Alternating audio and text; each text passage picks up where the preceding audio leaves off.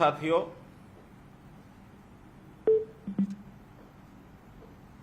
हरियाणा के मेरे ऐसे साथियों जो हमारे साथ सरकारी योजनाओं और सेवाओं को जनता तक पहुंचाते हैं, ऐसे सब लोगों का मैं अभिनंदन करता हूं। वैसे तो हर शनिवार को मैं किसी न किसी प्रकार के लाभार्थियों से ही बात करता रहा हूं, लेकिन आज जो वर्ग मेरे सामने है वो केवल लाभार्थी नहीं है, बल्कि जनता तक हमारी सेवाओं को पहुंचाने वाला हमारा साथी और जनता के भी एक प्रकार से वो सहयोगी हैं कि सरकार की योजना और सेवाओं को आप सब लोग उन तक पहुंचाते हैं।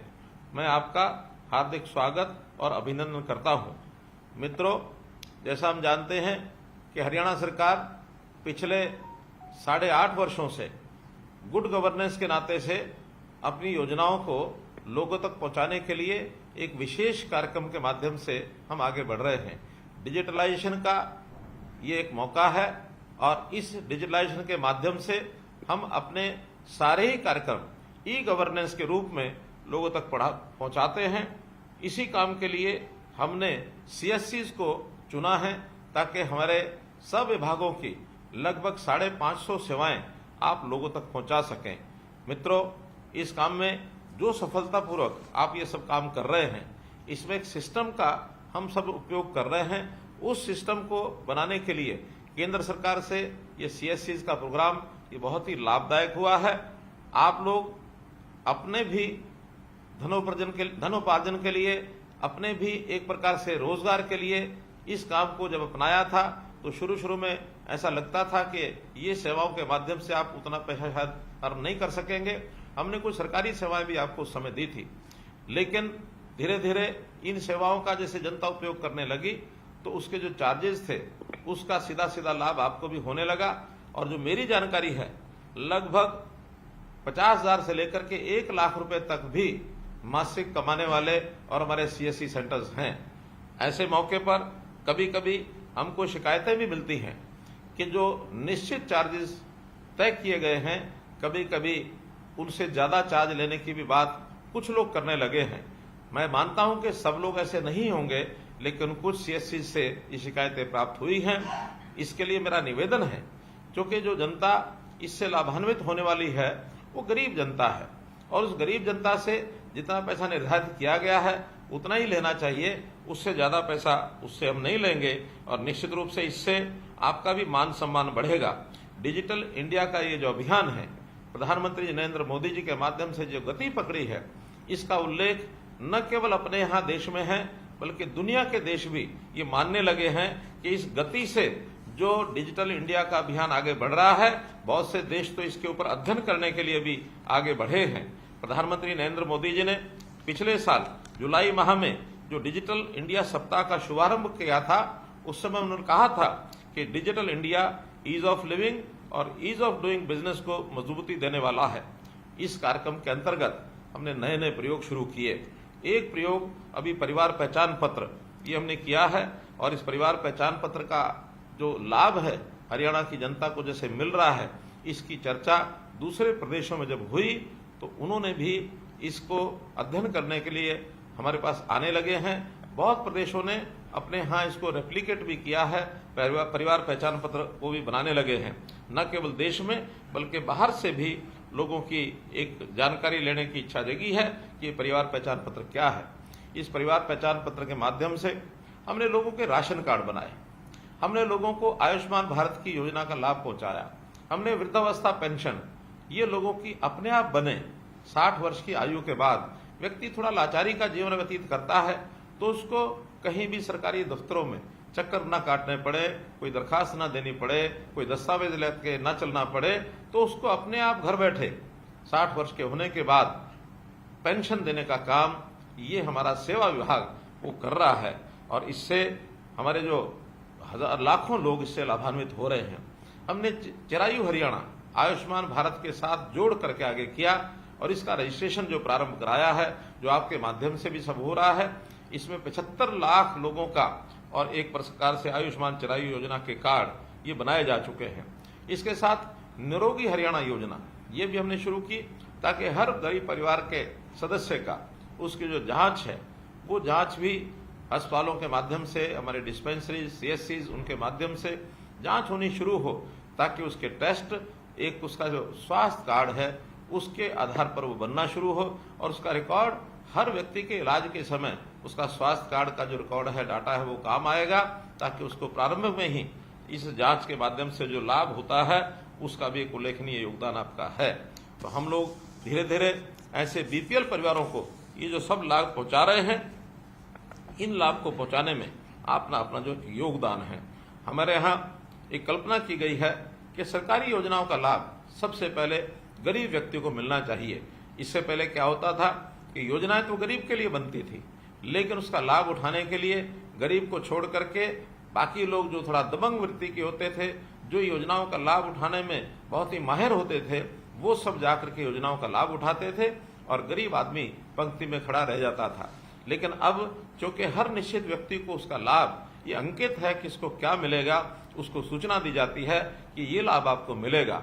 उस लाभ को लेने के लिए वो आता है और आपके यहाँ CSC सेंटर्स पर वो सूचना देता है, और उसके हिसाब से आप ऑनलाइन फॉर्म उसका भर के दे देते हैं। एक बहुत बड़ा लाभ उसको होता है। हमेशा CSCs की तरफ वो देखता रहता है। जब भी उसको योजना को लेनी होती है, उसका ध्यान CSC की तरफ जाता है। CSC का काम एक प्रकार से हमारे यहाँ भले ही नया है, लेकिन बहुत सक्सेसफुल तरीके से आगे बढ़ गया है। वो आपकी दुकान को CSC के नाते से जानता है। हमने अटल सेवा केंद्र आस्क नाम से भी उसका नाम प्रचलित करना शुरू किया था, लेकिन फिर भी जब भी पूछो कि कोई सेवा कहाँ मिलेगी, CSC पर मिलेगी। तो CSC का मान सम्मान ये बहुत बढ़ गया है। इसका जो लाभ उनको निरंतर ऑनलाइन मिलता रहे, इसलिए आपकी व्यवस्था जितनी बढ़िया होगी, उस व्यवस्था के नाते से आप लोग जो उनकी सेवा करेंगे। और इस नाते से जो जानकारी मुझे दी गई है कि लगभग 30 से 35 हजार CSCs के ऊपर ये सेवा उनको दी जा रही है। आप लोग साक्षरता के अभियान को चलाने वाले एक प्रकार से डिजिटल सक्षम भी हैं और साथ में साक्षर भी हैं। साक्षर व्यक्ति, पढ़ा लिखा व्यक्ति जब इस प्रकार से काम करता है तो उसका निश्चित रूप से लोगों में एक सम्मान बढ़ता है। पिछले 5 मास में इस डाटा का जो उपयोग करने वाले जो लोग हैं, जिनको हम सेवाएं दे रहे हैं, 9,36,000 गरीबों के स्वास्थ्य की जांच हुई है।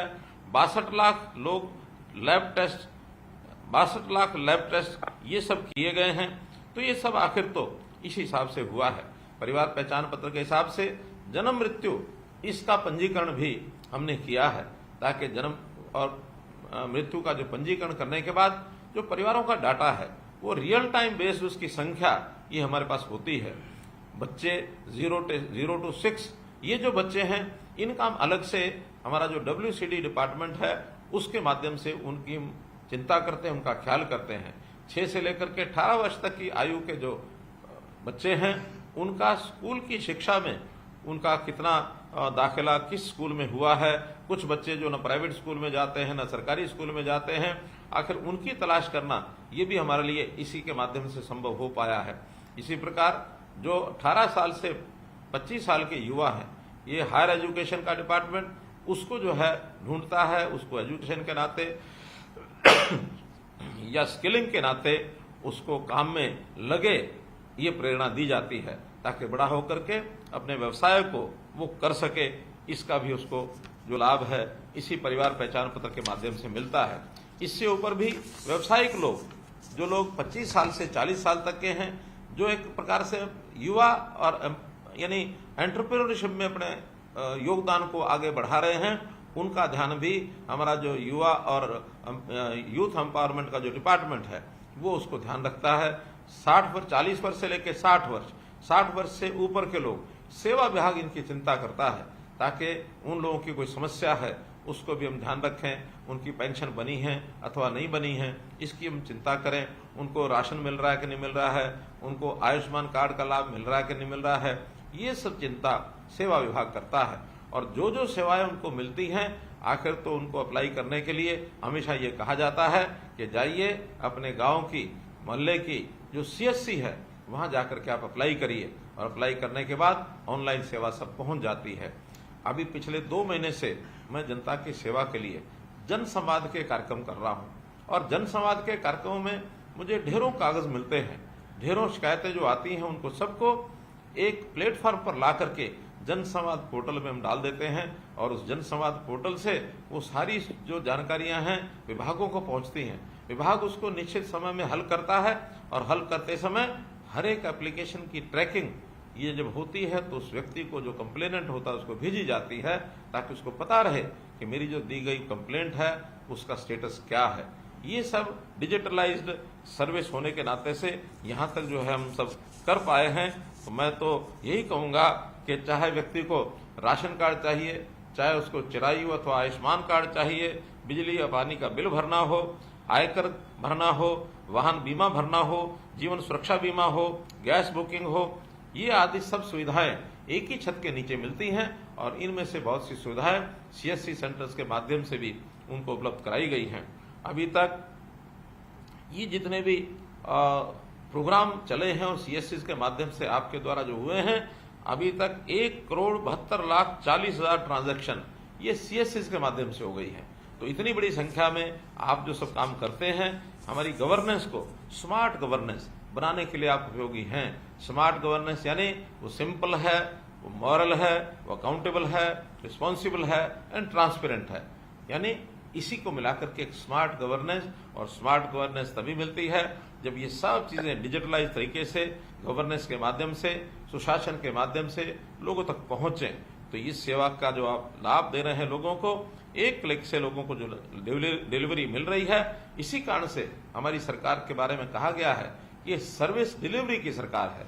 तो सर्विस डिलीवरी की सरकार आपके बिना संभव नहीं थी। भले ही हम कितनी योजनाएं बनाएं, हम केंद्र में बैठ करके विभाग अपनी अपनी योजना बनाते हैं, लेकिन जनता तक पहुंचाने के लिए यदि कोई माध्यम नहीं होगा, ये जनता का कोई सहयोगी नहीं होगा, तो पूर्ण लाभ उसको मिलना संभव नहीं है।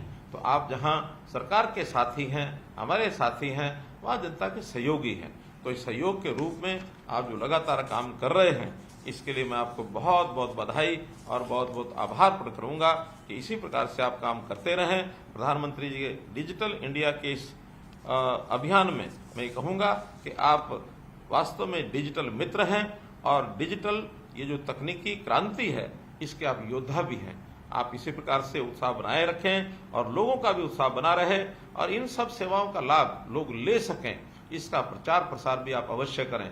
बहुत से ऐसे जो लोग होते हैं, सरकारी योजनाओं का लाभ शायद उनको पता नहीं होता कि किस प्रकार से वो लेकर रख सकते हैं। तो आप अपने यहाँ केंद्रों पर निश्चित रूप से यदि कुछ डिस्प्ले बोर्ड लगा सकें कि ये सरकार की योजनाएं हैं जिसका लाभ उनको आप दिलवा सकते हैं, तो इसका बहुत बड़ा आपका योगदान होगा। इसी शब्दों के साथ मैं आपका बहुत बहुत आभार प्रकट करूंगा कि इस अच्छी सेवा के लिए आपने अपने आप को झोंका हुआ है, अपने आप को लगाया हुआ है, बिना किसी संकोच के आप आगे बढ़ें। यही मेरी ओर से आपका बहुत बहुत धन्यवाद, बहुत बहुत आभार।